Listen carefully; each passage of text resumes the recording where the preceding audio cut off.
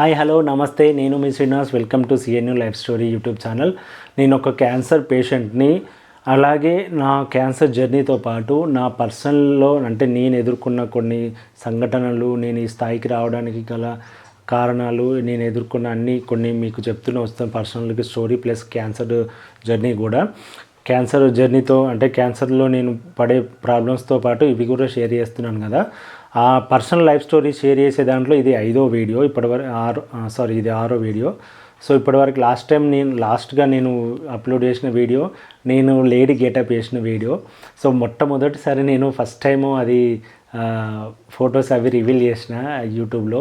So ఇప్పటివరకు చూడని వాళ్ళు ఎవరైనా ఉంటే డిస్క్రిప్షన్లో లింక్ ఇస్తాను, ప్లస్ నా యూట్యూబ్ ఛానల్లోకి వెళ్ళినా మీకు కనిపిస్తుంది ఆ వీడియో. చూడండి, మీకు అర్థమవుద్ది నేను ఎంత యాక్టివ్గా ఎంత అట్లా ఉండేవాడిను. సో ఎందుకంటే లైఫ్ అనేది ఇప్పుడు క్యాన్సర్తోనే స్ట్రగుల్ అవ్వడం కాదు, అంత ప్రతి మనిషి వాడికి ఒక డ్రీమ్, కళ అట్లా ఉంటాయి కదా. సో అట్లాంటివన్నీ నాకు చాలా ఉండే. సో అట్లా అందులో ఒకటి అది చూడండి అది. సో ఈ వీడియో నెక్స్ట్ పార్ట్ వచ్చేసి నేను స్టడీ యాక్సిడెంట్ తర్వాత అదంతా అయిపోయిన తర్వాత ఇంటర్ డిస్కనెక్ట్ అయిపోయింది, స్టడీ ఆగం అయిపోయింది. తర్వాత నేను ఈ స్థాయికి రావడానికి మొదటి మూల కారణం ఏంది, ఎక్కడ టర్నింగ్ పాయింట్ వచ్చింది అనేది ఈ వీడియోలో చెప్తాను. సో ఇప్పటివరకు సబ్స్క్రైబ్ చేసుకొని వాళ్ళు ఎవరైనా ఉంటే ప్లీజ్ నా ఛానల్ని సబ్స్క్రైబ్ చేసుకోండి. వీడియో చూసేటప్పుడు ప్లీజ్ లైక్ చేయడం మర్చిపోవద్దు. మీ సపోర్ట్ ఎప్పుడు ఇలాగే ఉండాలి. మీకు నేను మా ఊర్లో యాక్సిడెంట్ అయిపోయిన తర్వాత ఎగ్జామ్స్ రాసిన, ఫెయిల్ అయిపోయిన తర్వాత సెకండ్ ఇయర్ చదవలేదు, అది అంటే ఇంకా కంటిన్యూ చేయలేదు స్టడీ. యాక్సిడెంట్ రికవరీలో ప్లస్ కొంచెం అంతా స్టడీ అంతా డిస్టర్బ్ అయిపోయింది. తర్వాత ఇంక ఇట్లా కాదు, మనకు స్టడీ అవ్వదు, ఇంకా చదువుకోలేము, మన వల్ల కాదు అని చెప్పి ఏదైనా పని అనేది చేసుకొని బ్రతుకుదాం అనుకున్నప్పుడు మా అమ్మ వాళ్ళు ఉండి ఇక్కడ లోకల్లో అయితే, ఊర్లో అయితే ఎట్లుంటుంది చెప్పండి, ఊళ్ళో ఫ్రెండ్స్తో తిరగడం, తాగడము అంటే అలవాటు అవుతాయి, ఎట్లా తయారవుతారు పిల్లలు అని చెప్పేసి మా అక్క ఏం చేసిందంటే హైదరాబాద్లో ఏదైనా పని చేసుకుని బ్రతుకని చెప్పేసి మా అక్క బావ ఉంటారు, మా చిన్నాన్న కూతురు, మా అక్క శారదక్క పేరు, మా మేనబావనే, మా మేనత్త కొడుక్కే ఇచ్చిన అక్కని కూడా, ఆయన పేరు ఎల్లేషు. సో వాళ్ళకి 2 పిల్లలు, మనోజ్ కుమార్, లవ్ కుమార్.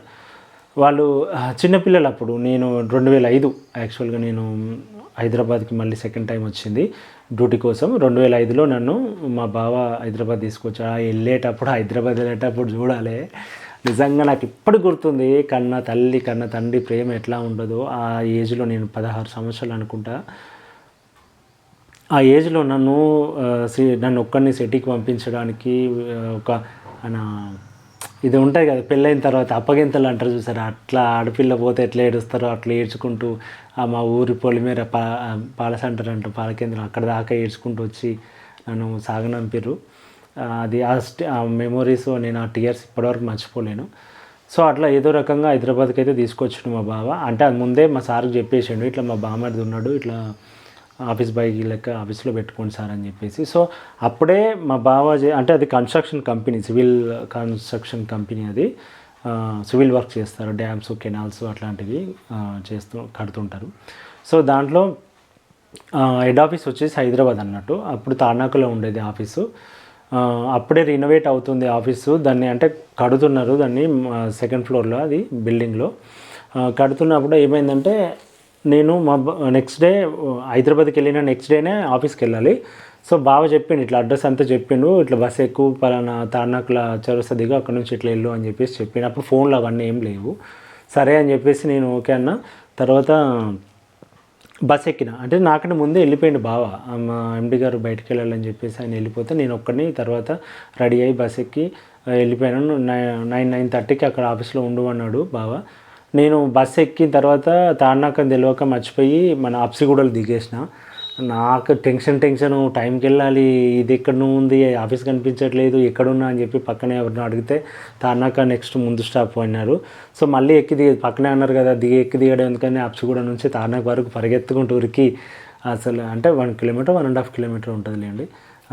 అక్కడ నుంచి వెళ్ళి చౌరస్తా నుంచి ఒక 500 మీటర్స్ కూడా ఉండదు ఆఫీసు. అక్కడికి వెళ్ళేసరికి చెమటలు తడిసిపోయినా మొత్తము. ఎట్లకెళ్ళి భయంగా లోపలికి వెళ్ళిన. వేరే సార్ వాళ్ళు అందరూ అప్పుడే వచ్చి మార్నింగ్ టైం కదా, అప్పుడే అన్నీ కూర్చుంటున్నారు. కొన్ని రినోవేషన్ వర్క్స్ జరుగుతున్నాయి, చిన్న చిన్నవి మైనర్ వర్క్స్.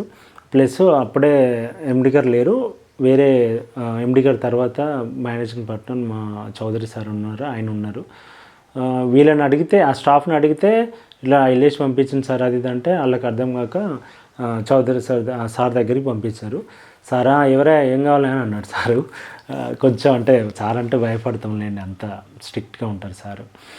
సార్ ఇట్లా వెళ్ళేసి పంపించారు సార్ ఆఫీస్ బాయ్ పనికి అని అంటే, చూస్తే చిన్న పిల్లల్లాగా ఉన్నావు, ఇంత చిన్న పిల్లల్ని పనిలో ఎట్లా పెట్టుకుంటాము, కరెక్ట్ కాదు కదా, తప్పు కదా, పిల్లల్ని పని చేపియొద్దు కదా అది అని సార్ కొంచెం అన్నాడు. సరేలే వాళ్ళు వచ్చినాక మాట్లాడదాము అక్కడ కూర్చో అని చెప్పేసి, వేరే ఆఫీస్ బాయ్ ఉన్నాడు నరసింహారావు అని చెప్పేసి, సో ఆయనకి నన్ను పరిచయం చేసి ఆయన ఆఫీస్ బాయ్ కూర్చుని ఆ ఏరియాలోకి నేను వెళ్ళిపోయాను. అంటే జాయిన్ అయిపోయింది.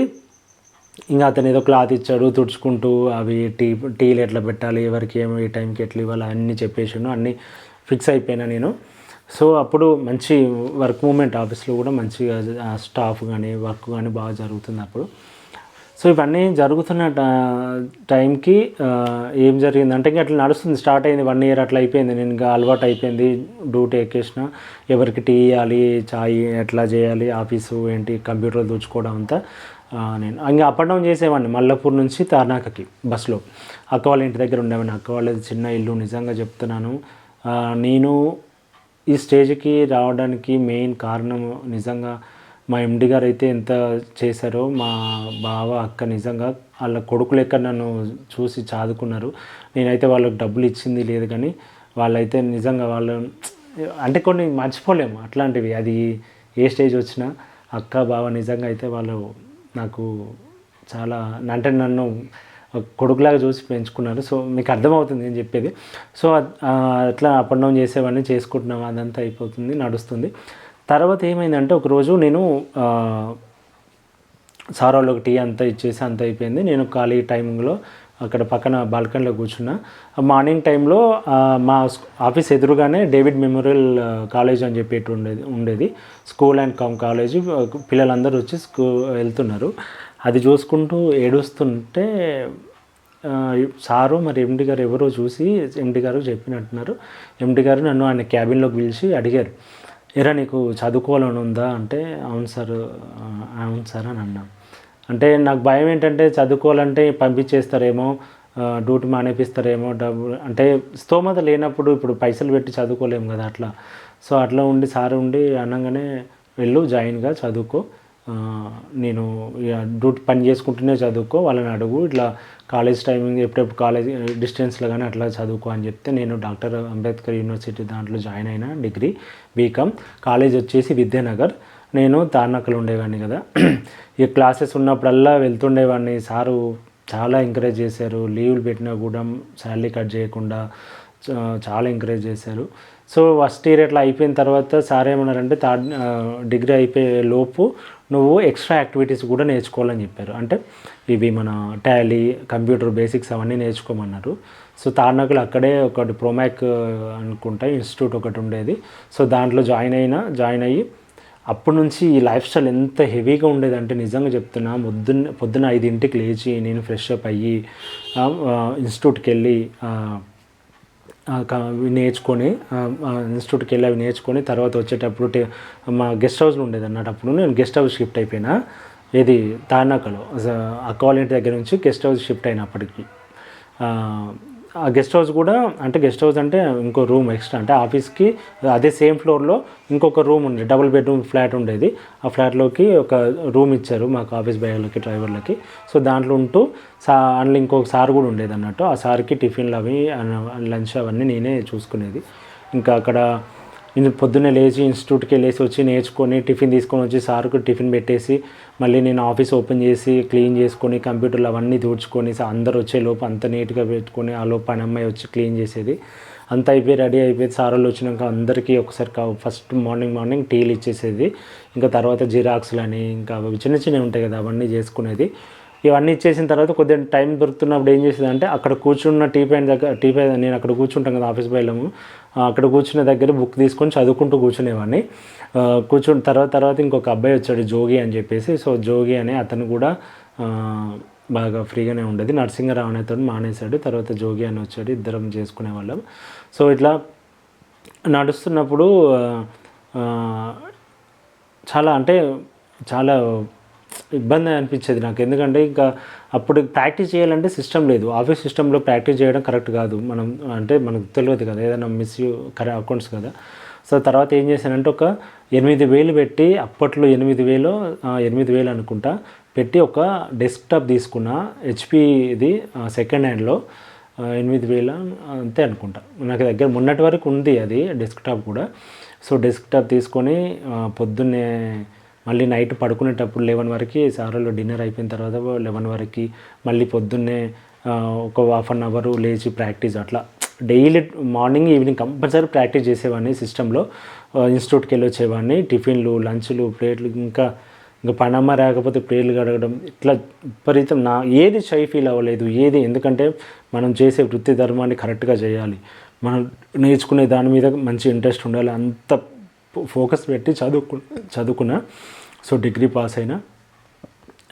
అప్పటికి సిస్టమ్ కూడా అలవాటు అయిపోయింది. సో తర్వాత ఏమైంది, కొన్ని చిన్న ఒక రీజన్ వల్ల డ్యూటీ మానేయాల్సి వచ్చింది 2008లో. సో ఎండి గారికి చెప్పిన, సార్ సో ప్రాబ్లం ఇది సార్ ఇది అంటే, సార్ ఉండి సరే నీ ఇష్టం, బట్ నీ ఇష్టం ఎప్పుడైనా నీకు మళ్ళీ రావాలనుకుంటే రావచ్చు అని అన్నారు. తర్వాత నేను హైదరాబాద్ నుంచి ఊరికి వచ్చేసిన. ఊర్లో 1 year ఉన్నా. ఆ ఊర్లో 1 year ఉన్నప్పుడు ఏమేమి జరిగింది, మళ్ళీ హైదరాబాద్కి రిటర్న్ ఎప్పుడు వచ్చినా, మళ్ళీ నా స్టడీ ఎట్లా కంటిన్యూ అయింది, మళ్ళీ అక్కడ జరిగిన స్ట్రగుల్స్ ఏంటి, ఎంత పెద్ద గొడవ అయింది, ఆ గొడవ ఎందుకు అయింది, దేని గురించి, అసలు అవన్నీ డీటెయిల్స్ అన్నీ మీకు నెక్స్ట్ వీడియోలో చెప్తాను. సో ఫస్ట్ స్టెప్ ఆఫ్ నా ఫస్ట్ స్టెప్లో నా డెవలప్మెంట్లో ఫస్ట్ స్టెప్ ఇది. ఇప్పుడు ఈ వీడియోలో మీరు విన్నారు కదా అది. సో తర్వాత నుంచి కొంచెం ఇంకా బెటర్గా చూస్తారు నాది స్టోరీ. సో ఇదండి. ఎందుకంటే మీకు అర్థమవుతుంది ఎక్కువ. నేను ఇప్పుడు కనిపిస్తున్నంత ఇదిగా మీకు కొన్ని ఫొటోస్ కూడా పెడుతుంటున్నాను, మధ్యలో చూస్తున్నారు కదా. అంటే అప్పుడు ఎట్లున్నాను, సన్నగా అట్లా ఉన్నామండి. లైఫ్ని అట్లా లీడ్ చేసిన, అంత స్ట్రగుల్ ఫేస్ చేస్తే ఇప్పుడు ఈ సిచ్యువేషన్కి వచ్చిన. ఇప్పుడు చూస్తున్నదే లైఫ్ కాదు. నిజంగా ఒక మనిషి, నేననే కాదు, ఎవరైనా ప్రతి ఒక్కరు వాళ్ళ లైఫ్లో కొందరికి ఇప్పుడు సపోర్ట్ ఉన్న వాళ్ళకి ఏంటంటే పైసలు పెట్టే వాళ్ళు ఉన్నా, చెప్పే వాళ్ళు ఉన్నా కూడా లైఫ్ ఈజీగా నడుస్తుంటుంది. బట్ ఇప్పుడు చెప్పే ఉన్న వాళ్ళైతే ఎవడి మాట అయినాడు, ఏం చెప్పినా ఇప్పుడు ఒక అనుభవిస్తే కానీ తెలియదు. నిజంగా నాకు ఆ రోజు యాక్సిడెంట్ వల్ల చదువు ఆగిపోయిన తర్వాత కొన్ని రోజులు ఖాళీగా ఉండడం వల్ల నాకు ఆ పెయిన్ తెలిసి నేను మళ్ళీ జాయిన్ అయ్యి చదువుకున్నా. సో అందరూ అట్లా అనుభవించకుండా, అంటే ఇట్లాంటి పెయిన్స్ కాకుండా డైరెక్ట్గా ఎవరైనా చెప్పేటోళ్ళు నాకు ఆ టైంలో కానీ చెప్పేవాళ్ళు కానీ, ఇట్లా మనీ పెట్టేవాళ్ళు కానీ ఉండుంటే నిజంగా నేను వేరే లెవెల్లో ఉండేవాడిని. ఒక మంచి ఇంకా హై లెవెల్లో ఉండేవాడిని అనిపిస్తుంది నిజంగా. బట్ ఈవెన్ ఓకే, నా ఒక కృషి అది ఉంది. బట్ నెక్స్ట్ స్టెప్ కొంచెం ఇంకా బెటర్గా ఉంటుంది. మీరు నెక్స్ట్ వీడియోలో నేను తీసుకున్న బెటర్ స్టెప్స్ అన్నీ మీకు తెలుస్తాయి. ఇంకా 1-2 వీడియోస్లో మీకు నా మ్యారేజ్ స్టోరీ ఏంది, కథ ఏంది అన్నీ కూడా తెలుస్తుంటాయి. చూస్తుండండి, మర్చిపోవద్దు. చూసేటప్పుడు లైక్ చేయండి. ఇప్పటివరకు నా ఛానల్ సబ్స్క్రైబ్ చేసుకున్న వాళ్ళు ఎవరైనా ఉంటే ప్లీజ్ సబ్స్క్రైబ్ చేసుకోండి. మీరు ఇట్లాగే సపోర్ట్ చేస్తారని కోరుకుంటున్నాను. నేను మీ శ్రీనివాస్. బాయ్.